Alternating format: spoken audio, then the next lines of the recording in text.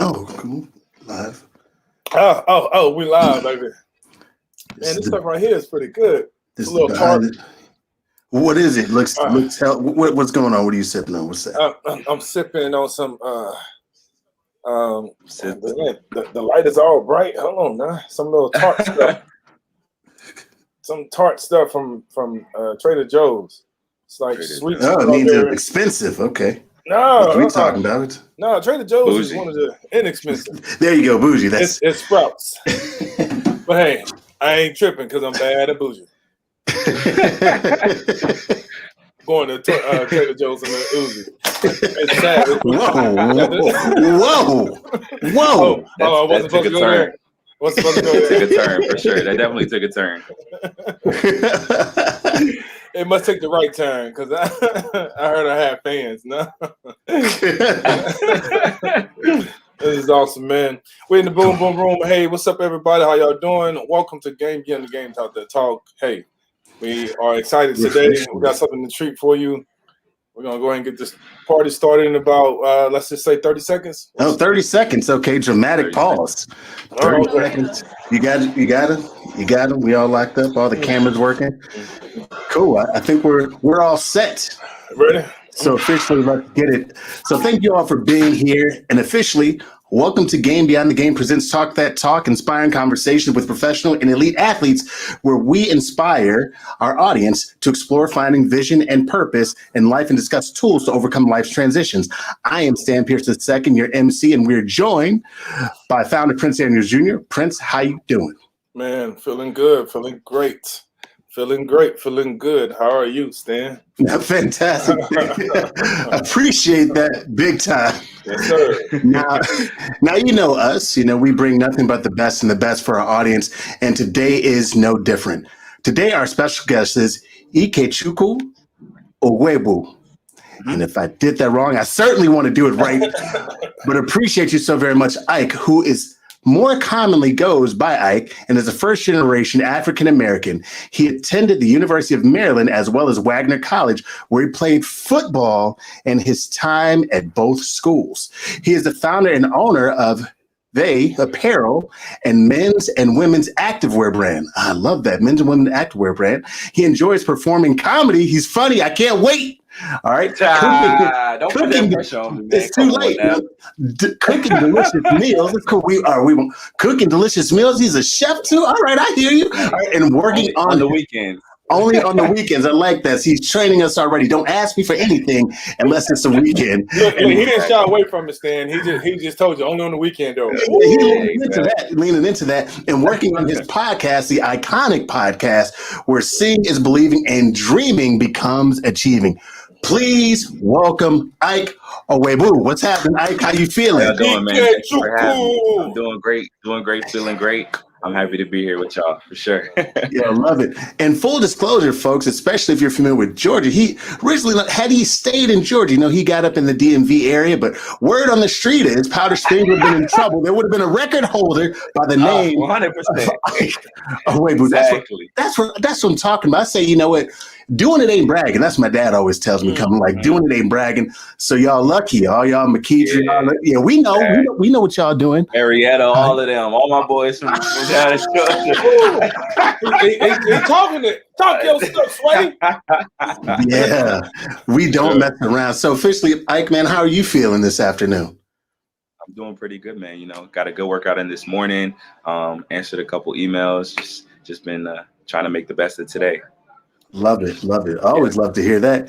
And really quick, we won't jump into it. No pressure. But obviously, you're an athlete. But I do want to ask in the intro, you mentioned obviously comedy and cooking. Mm-hmm. So where did those loves come from? And then we're going to just jump. We're going to go back to the future after this. But where did those loves come from? Enjoying comedy and cooking. So I would say on the comedy side, I've always been like the one out of my peers that's the goofiest, always making jokes and just to make people laugh. That's been my best form of communication since I was younger. And being a first generation African American and just having really strict African parents, you kind of got to find ways where, you might not have the flyest shoes, you might not have the flyest fit. So you got to find other ways to, make people gravitate towards you and make people like you. So for me, it was just the jokes, like just making fun of myself, making fun of others, and just making fun of the situation. And then honestly, I continued to cultivate that. And then once I got into college, I started to actually, do comedy shows and, go to different places and make skits and be a little more actionable with being funny. And then that's where it came from there. And then the cooking, Yeah. The ladies love the food. The best way to, You said the ladies love the food. So, I love to eat. They love to eat. So once you just start testing different things out, figuring out what works, and then you just build your rapport of what you can make, and from there you just get better and better until you become like me and you can make 5-star meals. I love that. You too, like me. You gotta aspire to be. I'm up here. You gotta aspire to get up there with me. You feel me? We gonna be cool. We gonna be cool. Look, I love the confidence, man. It has to have happened in the household when you were growing up. And we're gonna have to segue right into it, Stan, because I definitely want to point out a couple of things that he mentioned. But I want to ask you, and can you tell our audience, what was it like growing up in an African household, one, and then two, making it to play football in college? Yeah, man. So I would say growing up in an African household, in the moment, it feels like every day you fighting for your life. You just butting heads with your parents, because them being born in Nigeria, my parents were born in Nigeria personally, them being born in Nigeria, their experiences are so drastically different from what you've experienced. So what their views on what is right and what their views on what you should do might be a little different from what you feel that you should do and what's best for you, having grown up in the United States, which is a blessing in its own way. So I would say, honestly, just a lot of headbutting, a lot of finding ways to get around things, a lot of when your parents might not necessarily want to get you something, you finding a way and being resourceful and finding a way to get that or get something done or to do something. So like me personally, my parents didn't even want me to play sports. I didn't get to play football. I didn't get to wrestle or run track or do anything until I got to high school, because my parents were super like, read your book, focus, you know what I mean? So I continued to have that desire and that passion to play sports, and I held that, and I was working out. I'd be outside throwing the football around, and then once I got to high school, they kind of really couldn't stop me, because they provided football programs and athletic programs through my high school. So as long as my grades were good, I was able to stay after school and participate in different sports and activities, and just closing that gap each year. Coming in as a freshman, I didn't know too much. So just working hard, getting bigger, getting stronger, learning more about the game, and then just closing that gap as I got throughout high school to get into college, which was another hurdle, getting to college, and then closing the gap in college, because a lot of those folks had played since they were like 7 or 8. So I was even behind the curve there. But, I like having adversity. It honestly makes me work harder. It makes me work my best. So it was a blessing in disguise. Education first. Yeah, for sure. Exactly. Everyone knows that. If you grow up in an African household, are you the only child? No, I have 2 brothers. Oh, so I know it was difficult for you to grow up. I was the youngest. Yeah, I was the youngest too. So they saw me as the knuckleheaded one, because my other brothers were super smart. Their grades were crispy clean. I was like the B student, so they thought I was. I like that. They thought I was reckless. Hey, you come home like, hey, what is this? It's like a B. These B's are for bullshit. No, I'm just kidding. God forbid you get a C. God forbid you get a C. That's the end of the world. Hellfire rain down. Yeah. You will see that. You will see that. Exactly. Well, do you think, as you caught up, as you mentioned, you're a little behind, let's say, certainly from an athletic standpoint, understanding the game in high school and college, and the physical stature as well, as you got stronger, what was the adjustment, let's say, socially, along with the game? Like, what were the biggest things you had to adjust to socially? Now you're part of a team, high school, college. What was that like? Yeah, I would say for me personally, I was always like a super sociable person. So I was never really, I never really had issues making friends or, talking to folks. So as soon as I got into that team setting, it was like just I'm working, and then folks would gravitate towards me because, I was a hard worker, and like I was just about my business. And then from there, I began to cultivate relationships and build lifelong friendships from there. So it was pretty smooth for me, honestly. Dope. How well do you and your brothers get along? Me and my brothers we're tight. We're all close. We're super close. When we were younger, we used to like butt heads, and I was always the one with the little temper. So I was always the one, and I've always been the one that takes more risks and is like more outgoing and more open to doing things that might not necessarily be the safest. But we all have our own personalities for a reason. That's what makes us us. So, yeah. Love it, man. Love it. So we're talking football, obviously comedy, chefing it up. Is there anything that Ike doesn't do? Bo knows. Is there anything that Ike doesn't do? People always ask me that, and my answer to them is basketball. I'm trash at basketball. I can't shoot a ball to save my life. I'm big and bulky, so they just throw me in the paint. They're like, "Hey, just get I'm gonna get you some rebounds." You feel me? I don't care if I'm 5'9". I don't care if they're 6'5". I got grit. I'm gonna get the rebound one way or another. So I would say basketball is what I'm not good at. That's the one thing I definitively can tell you I'm not good at. You're the last one picked on the team. Exactly, the last. Okay, I'm gonna run. He gonna hustle, yeah, but they actually want you on the team. They need somebody to hustle. You need the hustle. Exactly. I'm gonna shoot some defense. I know my lane. Like it, man. I'm gonna get in the way. You feel me? I hate you on the court. I hate you on the court. Whose man is that? Oh, then you gonna make the layup and nobody expects it. I get it. I know you. Exactly. And then I make the clutch shot. They change the ball. No one's checking me. I just shoot that joint out of luck. Drain it every once in a while. Like who had him? Yo, man, absolutely love it. So you mentioned that you've always been, outgoing, sociable person. Clearly a smile on your face. Did that come from it? Is there anyone else in your family who's super outgoing? Because I know you mentioned coming up strict. So how are you able to cultivate, that good spirit, on a regular?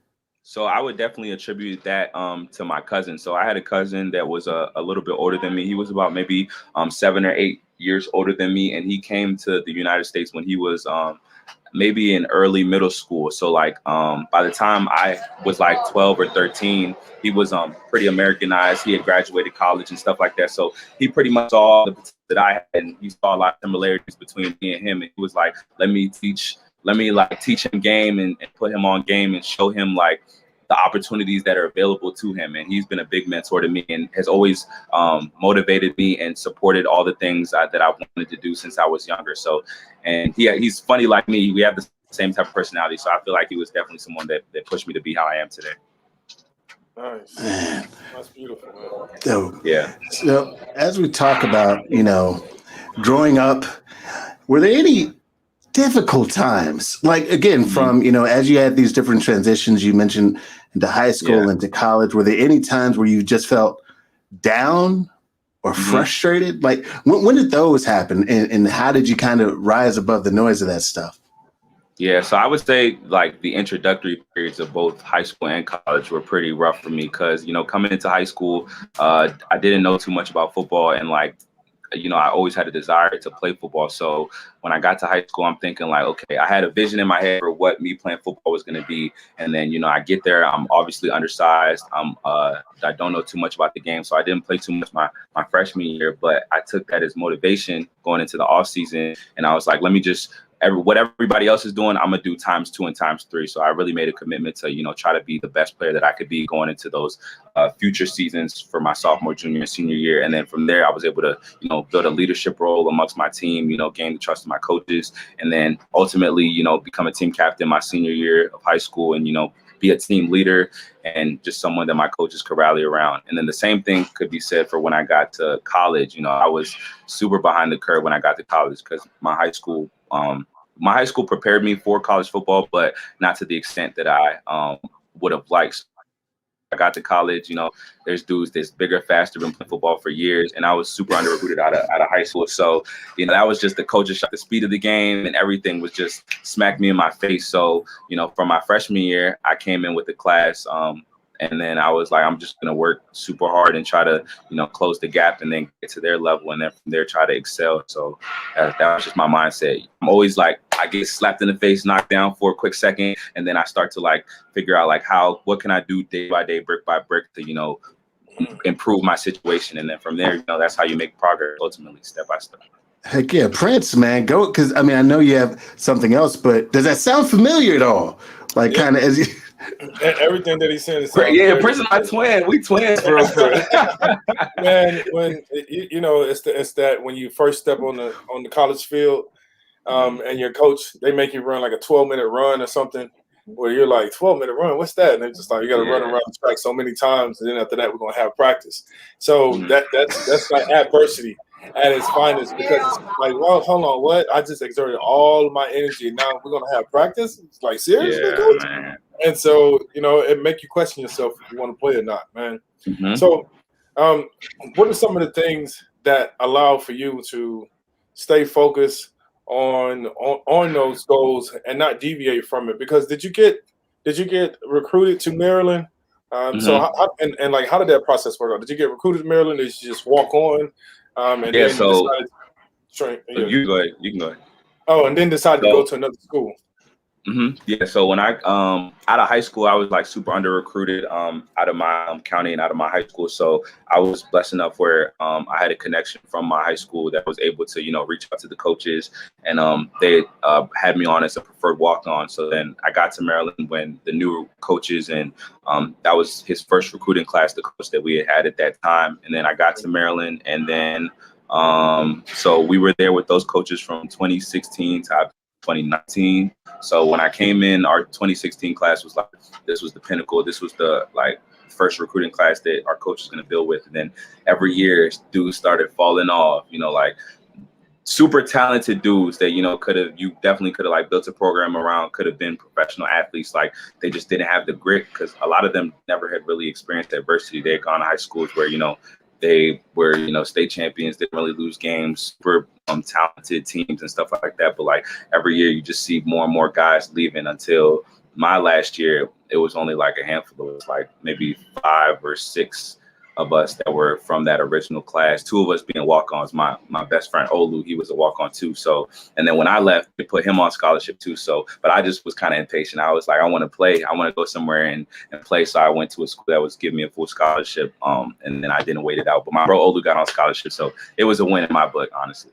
Man, that's dope, man. So how did your mind transition? How did you transition? You know, going to the new school, going to Wagner. So it was a shock for me. So Maryland, you know, big school, plenty of amenities, you know, access to a whole bunch of things, resources, big games. When I got to Wagner, it was a more smaller, more intimate setting where, you know, we didn't have as many amenities, you know, not as many fans, not as big of a stadium as Maryland. But at that point, I've always been one that's like super self-driven. So even at Maryland, where they offer you like trainers and strength coaches and stuff like that, I've always been one that's super self-started, that's self-motivated. You know, I never really relied heavily on the staff for most things. So when I got to Wagner, it was just like, just pick up where you left off. Everything that I had a process at that point. Like I knew I stretched before I went to bed, you know, knew when I had to get treatment, when I had to eat my meals, to study hall, different things like that. So when I got to that smaller school, it was like, I didn't really need anybody, because I built those habits while I was at the University of Maryland. So it was just picking up where I left off from there. Incredible, man. Yeah. Appreciate it. Stan, I think you're on mute. I absolutely am. Yeah. But I'm back. I actually want you to read my lips. It's something that I do during the shows to see if you all are paying attention. That's number one. Got you. So I won't even ask you how old you are, but you're still a young guy. But thinking back to, again, high school, is there any advice you would give, you know, to the younger you that could help you today, or that would have helped you, let's say, while you were in college?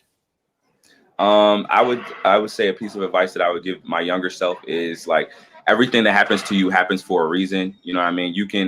People waste a lot of time feeling sorry for themselves, or just dreading sorrow or blaming others. But like, if you think about when you say the word issue, if you slow down the word issue, you hear it's you. So if you just focus on yourself and focus on what you can control, then you'll find the best outcomes happen, as opposed to just blaming everybody else. I know folks that I played football with in high school that are going to blame our high school coaches for the rest of their lives. They're going to tell their kids and their grandkids' kids. But the best thing to do is just, man, maybe I wasn't working as hard as I could have. Maybe this is what I could have done better. And then you can apply those things to think to other things in your life in the future, so those things don't happen again.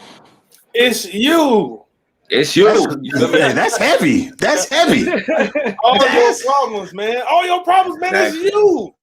Even if it's not you, just taking accountability is a sense of empowerment. You know what I mean? Just you have power over what is happening to you, as opposed to just feeling like outside circumstances are controlling you. You know, for your mental state. For sure. Ikechukwu. Yeah. Ikechukwu. Yo, hey, man. That's super insightful. Now, it's crazy. This is the part I feel like the age shows, but I feel like now it's just a different time. Like now is a different time. Things continue to evolve. What do you think are some issues that, again, young people, heck, I'll narrow it down to you. Let's say young Black men are facing presently. That, it's sometimes it can be difficult to have a great mindset, to be willing to have that, that it's you approach where you have accountability. What are some major struggles that you think that young Black men are facing today, and what they can do to overcome those things?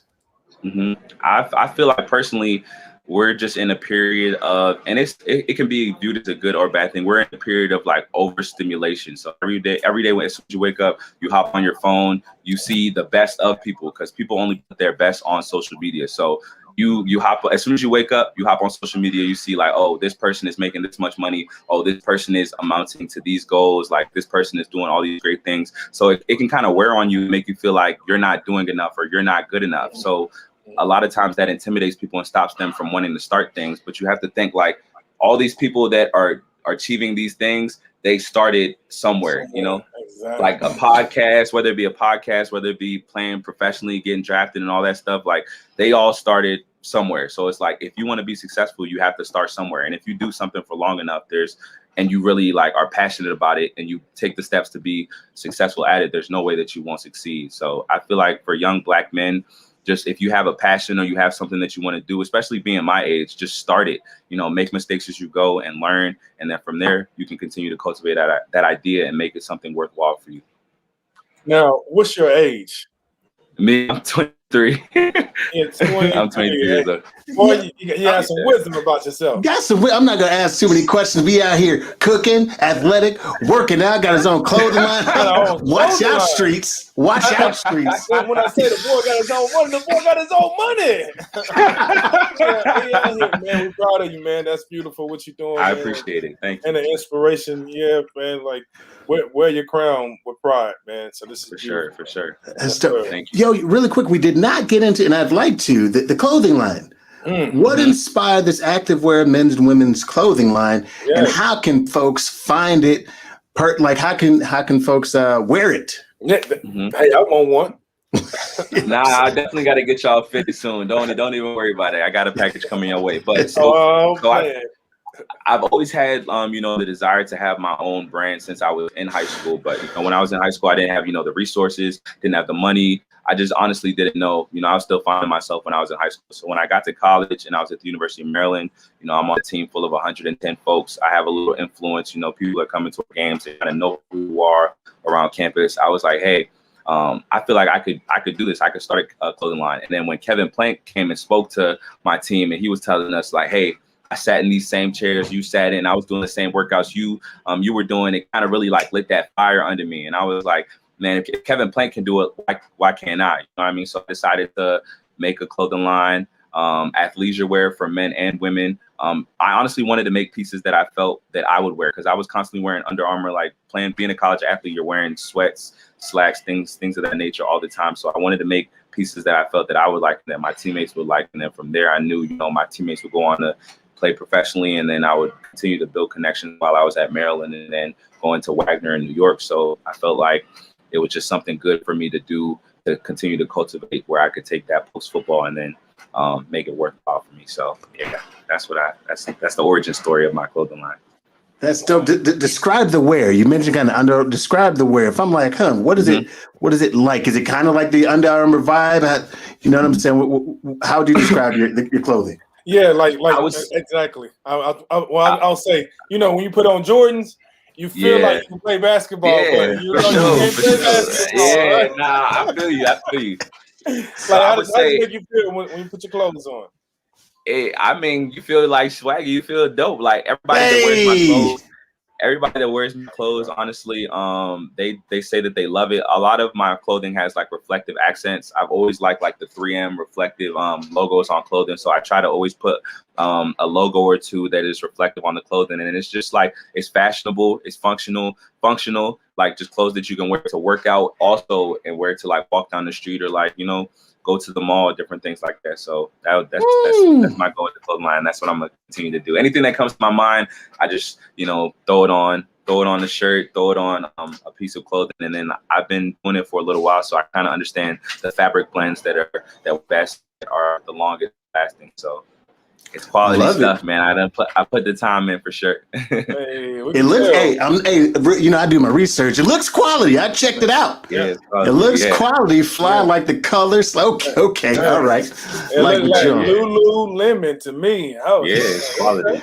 I ain't even started yet. There's still a lot of things that I want to do with the clothing line. I'm still trying to just build a foundation, build a structure, and then from there I'll start to expand it and really get creative with different logos and different blends and colors and things of that nature. So I'm looking forward to it. And then getting all my bros that play professionally in, and then once the name another thing that I had in mind was that I knew student athletes would eventually be able to get paid for their name, image, and likeness. So I'm like, I'm a student athlete right now. I know the struggles of, you know, not having bread, you know, being an athlete and kind of being exploited by the NCAA. So I was like, you know, let me cultivate this clothing line and continue to build it to the point where once student athletes can get paid, I can automatically, you know, be signing them and like having them wear my clothes, and it'd be like the brand made by athletes for athletes. So that was the bigger picture for it. So I'm just waiting for that NLI to come through and them to pass that legislation so things can really get going. So that's what's going to take me to the next level. That's dope, because that's on the books. They're kind of discussing that in present time. So we're speaking it into existence. Yeah, for sure. Remember that.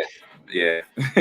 Congratulations, Prince, man. What's on your mind, man? Hey, it's not FUBU, it's FABA. You know what I'm saying? Yeah, for athletes, by athletes. I need to trade copyright that before they take it from me. Go and get FABA, baby. Buy the domain, and so then it will go. You can have that domain go directly to Veii Apparel. That's what I would do. But I always buy domains. Like some people buy shoes, I buy domains. That's far too. Oh yeah, for sure. Like I mean, right? What's that? You've been able to like sell one for like a decent amount. I know that there's like a business in that. There's a hustle where people make a good amount of money buying and selling domains. Yeah, the reason why I started is because I met a dude that was selling domains for like $30K. I haven't sold any. I'm holding on to them like stock. So I have some that started at like $12 and now they're up to $1,000. So I have a number of them that are up is in terms of what they say they could sell for.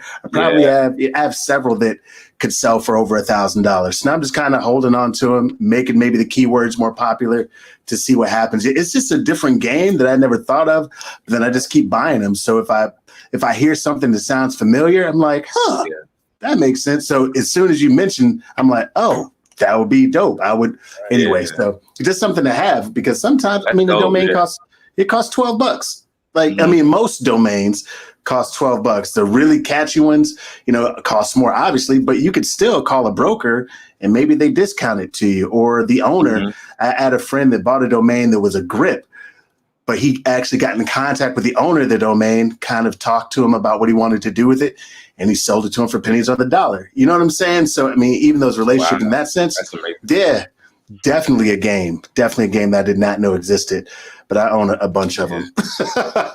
I might have to tap in with that. Yeah, why not? You know what I'm saying? Why not? Why not? Exactly. Yeah. Heck yeah. Prince, man, any final thoughts or things you have on your mind, man? Yeah. So, Ikechukwu. Talk to me. I have to say your name because I love it. What do you want your legacy to look like in the future? Probably when everything is said and done, what do you want it to look like? What I want my legacy to look like? Yes. So I would say a lot of people that my age, you know, I want to be rich. I want to do this and do that. But like for me personally, I want my legacy to be inspiring and teaching the younger generation and those around me. All the knowledge that I gain I don't gain it selfishly. I gain it so that I can spread it and share it. You know, knowledge is meant to be shared amongst others, you know, so everything that I learned, I try to, all my trials and tribulations and everything that I've experienced, I try to impart that wisdom upon others so they can learn from it and not have to make the same mistakes. You know what I mean? So it's like, now that I'm getting older, like, just like how when my cousin, I came to the realization a couple of months ago, like, my cousin was my age, you know, like really all the small things that he did, you know, taking me to the movies, you know, getting me haircuts and different things like that. That stuff it meant so much to me at the time. And he probably just saw it as like, yeah, I'm looking out for my little cuz, but like those things really, I still remember that stuff to this day. Like, I still remember my fourth to sixth grade teacher, you know, she was the one that really first saw something in me, and she would like keep me after school and have me open her grade papers, different things like that. I still text her every day on her birthday to this day, like thanking her for all that she's done for me. So like those little things, they really mean a lot. So what I want to do is have that same impact upon others and, you know, the younger generation. So I'm trying to get myself established and continue to learn and continue to grow so that I can be, you know, that person that provides wisdom and provides value to others. So my legacy is just going to be sharing wisdom, sharing experiences, and then impacting something greater than me, honestly. Man, that is incredible. One more question. So Right. your lineage, your heritage comes from another country. Have you been back to Africa before? Yeah, I've been a couple of times actually. I went in 2016. I went in 2012, and then I went when I was younger. So I've been about 3 times, and I plan to go this December, hopefully, God willing. Nice. Okay. So how do you give back? Do you go back? Whenever you go home, do you actually give your time, your service? Do you give items, clothing? You know, how do you give back, and what's your definition of giving back? So my relationship, you know, with my heritage, initially, you know, growing up, like being African and being Nigerian wasn't necessarily the coolest thing, but as you start to go home and visit and you get older, you start to realize how important having a structure and having background and having heritage and culture is.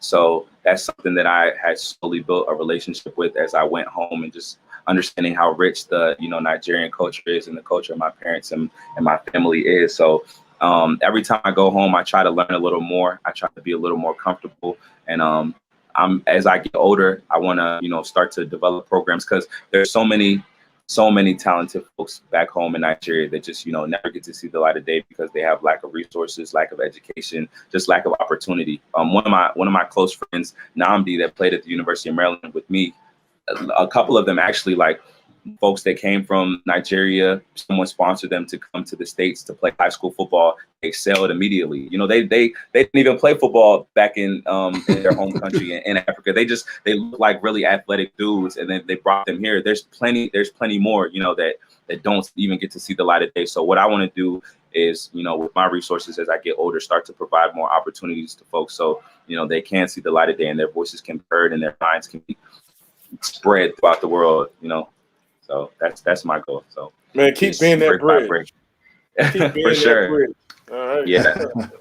Yo, that's heavy, man. I really appreciate you and the great insight. It's always, it's refreshing just to know how much we think and how thoughtful, as I get more specific and intentional about my language, like how thoughtful and intentional Black men are, and young Black men beyond that. Because that's not always a narrative that's shared, and certainly not one that seems to be most popular. But it's always, it's funny because we know it exists, but it's always amazing we can get that thing on wax and people have a chance to listen to how we think, how we feel, and what we want for us collectively, and knowing exactly not just where we came from, but, you know, what we look to grow from, as you mentioned, you know, going back and just learning more, because there's power in knowing where you came from. And so it's amazing that you take full advantage of that. So any final thoughts from you? Where can people find you? I know we have your information on the ticker and everything, but how can people learn more about you, connect with you, buy some of your apparel, all of the above? Let us know. So my Instagram is Ikechukwu, so IKECHUCHU. My website is Veii Apparel, VEII APPAREL, and the Instagram is that handle as well. And I also have a finance and financial literacy page called Economics. So IKECONMIC. That's economics. You feel me? So you can tap. You can put tap the X in on with the me. end of that thing. Yeah, you can tap in with me on those platforms. And yeah, if you see me, free to talk to me. I'm always trying to talk to folks and just share wisdom, Economics. share knowledge, You have branded the hell out of your name. I'm trying. Iconic podcast. Exactly. Brilliant. Look, Stan. Let me say something real quick. When Please. he said in high school he was just talking about brands and thinking about brands, I was like, in high school I wasn't even thinking about any of that stuff. That's everybody always tells me that. DMX. We was listening to DMX. I'm saying, like, we over here talking about brand. We like, what? You're wired different. Tells me that. Yeah, everybody's always told me like they feel like I'm supposed to be born in another generation, but I just see it as a blessing, honestly. And it's like a fire under me. Everybody's like, you so ahead of the curve. You gotta, you're gonna be by the time you're 30, and that just for me, honestly, that makes me feel more pressure because it's like I really can't be complacent. I got to make sure that when I'm 30, I'm exceeding my expectations as well as others' expectations. So I'm just trying to keep my foot on the gas and make sure I'm where I want to be personally by each year as I get older and achieving the things that I want to achieve, as well as just being happy and just enjoying life and just being present in the moment. So all that stuff means a lot to me. From the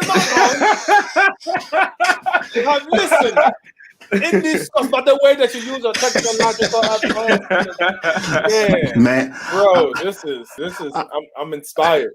Yeah, I'll say this, and this isn't something that you asked for, but I'll just say because it's interesting that the pressure sometimes, again, in life we have our own weights, right? Then we come in contact with people, and then they go here.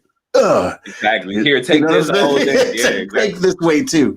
I'll just say, feel free, to prove yourself right before anyone else. For sure. 100%. Feel free to enjoy the journey, because I can tell you this, and it's a cruel joke. I think life plays on us.